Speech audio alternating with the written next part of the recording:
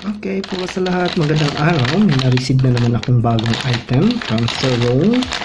Okay, so ngayon lang ulit ako nakapag-unboxing dahil medyo busy ng mga nakarang araw. So this one just received today. At yun yung i-unbox natin. Medyo malaki yung ginamit ng lagayan, 3 pounders ng URS.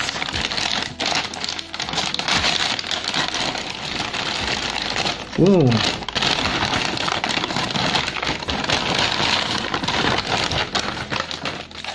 Okay, so dalawang balot na siya. And titingnan natin. Pagkakalam ko, ito yung Lapu-Lapu na commemorative coin from Alamat. Check. We will check.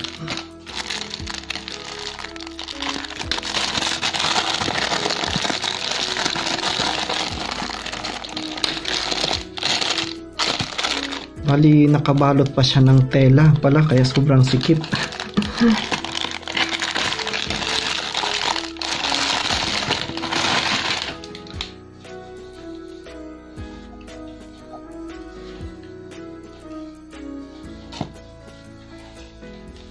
Okay, so masyadong nabalot ni Sir. Wow! So this is it. Binalot pa ng, I think, punda to siya ng unan. So, napaka-safe talaga siya. Although, okay din naman, sana kung foam lang, pero ginamit ni Sir ay punda. Wow! So, this is it. Ito yung gawa ng Alamat Commemoratives na Lapu-Lapu. I think year 2021 to siya nilabas. Wow! Isa sa mga pinakamagandang gawa ng Alamat Commemoratives ang bariyang to. Lapu-Lapu. Ang SRP nito, yung unang lumabas, ay 3,200 at binigay lang to sa akin ni Sir. Same amount. When free SF pa siya. So, mas cheaper sa SRP price kung nakuha kay Sir. Wow, Lapu-Lapu. So, ito yung kanyang Certificate of Authenticity, Pure Silver. At yung main page nito, 300 pieces lang. Okay, and then weight, 25 grams, diameter. So, andyan, proof, finish proof, para siyang mirror. Okay, kung papansin nyo, para siyang mirror. Napakaganda nito yung hibla ng buhok. Kung papansin nyo, kitang-kita talaga yung detalyado niya. Yan po, i-focus natin. Medyo maliwanag yan. So, kung pansin nyo, napakaganda yung gawa nito, yung grano ng mga buhok nila.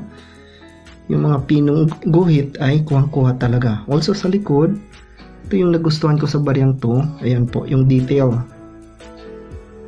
Ayan, kung pansin nyo, masyado siyang detalyado. Kahit yung helmet ni Magellan or yung mga Spaniards ata yan, hindi naman specified na si Magellan siya. Pero kitang-kita, napakaganda, detalyado masyado. Okay. So may mga sulat pa siyang alibata sa gilid. At ito yung date. Ang date linaw natin yan, April 27, 1521 and 2021. So ika 500 years victory of Mactan, Battle of Mactan, sulat nila dyan. Sa gilid mayroon nakasulat, ano yan, hindi lang siya masyadong klaro dito sa gilid, it's centennial. Pagkakalam ko nare-remove to, try natin. Ayan, so it's okay, natatanggal siya. Huwag na natin siyang buksan para hindi na ma-expose. Huwag na natin siyang i-open sa capsule niya. So, much better, balik natin. Okay, so if yung pag-display nito, I think it's ganyan lang siya. Pwede siyang ma-display na. Okay.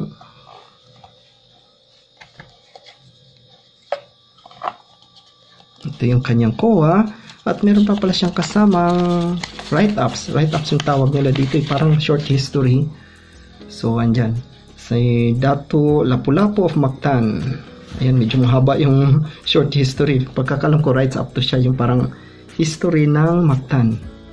Okay, kasi hindi lang si Lapu-Lapu yung nakasulat dito, kundi yung si Magellan din, yung pag ano nila. Sa, ayan, yung date ng Portuguese explorer. Ayan. Medyo mahaba. Medyo mahaba yung history na nakasulat.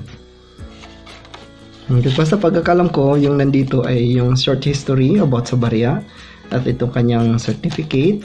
At ang serial number ay 295. So last 5 na lang kulang, 300 na kasi 300 pieces na siya, nandito rin sa likod. Ayan, limited edition 1 of 300 nakasulat. So 295, so malapit na siya sa ending. Okay, so marami na rin akong ganito. I think meron pa ako dyan sa cabinet ko. So dagdag ulit to sila sa stock. Okay, display natin. Pagkakaroon ko ganyan yung display niya, paano siya display. And then tingnan natin yung isa na pinadala ni sir. Malaki siya, malaki pala to. Hindi ko expect na ganito siya kalaki. Hindi, yung lagayan lang pala. Okay, wala na sa loob. Ay, ito na pala, kala ko folder yun. Ang lapad pala. Oh my god. Wow, ang lapad pala. Akala ko, see, malapad yung kamay ko pero mas ano pa siya. See, ang lapad pala nila. Parang yung dito niya, ayan. Pero yung dito, ang lapad. Parang anong sukat to? Parang bond paper. Hindi ako sure, mas malapad pata sa bond paper.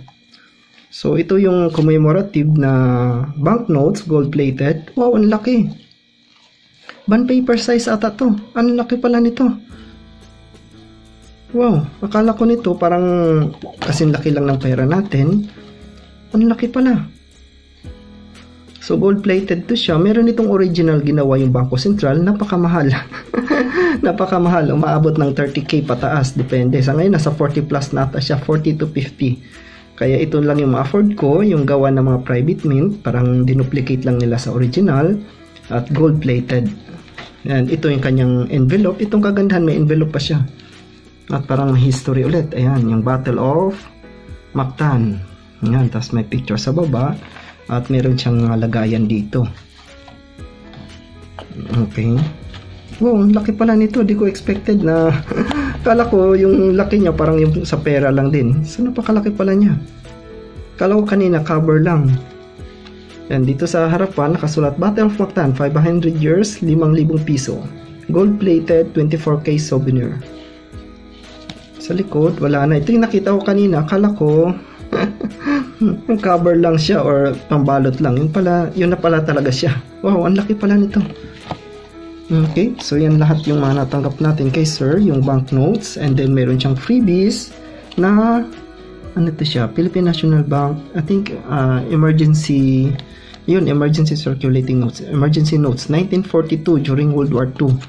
Thank you sir sa freebies, maraming salamat po. Although may kaidaran na talaga kasi siya, kaya marami ng butas, may mga ano na rin sa gilid, may mga punit. But common talaga to siya sa ganitong mga banknotes dahil hindi ganun kaganda yung quality na papel na ginamit nila.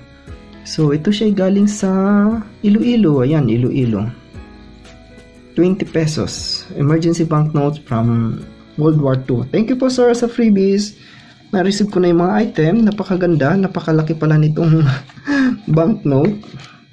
Akala ko talaga ano lang siya, yung laki na parang ano lang. Okay, i-adjust yung camera. So yan po lahat yung natanggap ko. Thank you po sir. Wow, ang ganda. Ang laki ng ano, talaga. Yung barya parang nanliit sa kanya. Napakaganda. Thank you po sir. Wow, ang ganda. So maraming salamat po sa panunod. Sa mga hindi pa nakasubscribe sa aking channels, please subscribe na rin po. Thank you. Then pag i-close natin, oops, bakit medyo masiit? Ayun, medyo ano pala. Okay, so lapu-lapu and lapu-lapu. Thank you po sir at may kasama pang freebies. Marami pong salamat.